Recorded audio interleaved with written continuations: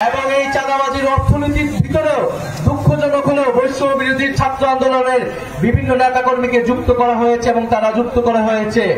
বৈষম্য বিরোধী ছাত্র আন্দোলনের নাম ভাঙিয়ে, এনসিপির নাম ভাঙিয়ে চাঁদাবাজি করার চেষ্টা করা হচ্ছে বিভিন্ন জায়গায় বাংলাদেশে।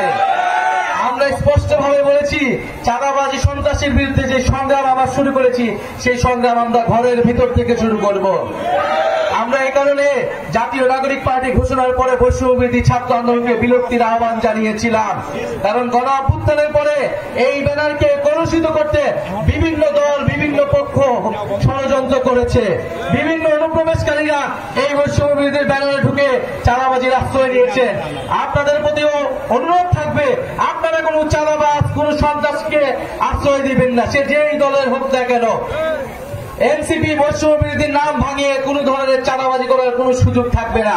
আপনারা আইনের আশ্রয় দিবেন এবং শুধু এনসিপি বৈষম্য বিরোধী না, কোন রাজনৈতিক দলের নামেই যদি চাঁদাবাজি সন্ত্রাসীর আশ্রয় দেওয়া হয়, চাঁদাবাজি সন্ত্রাসী চেষ্টা করা হয়, আপনারা গণপ্রতিরোধ তৈরি করবেন।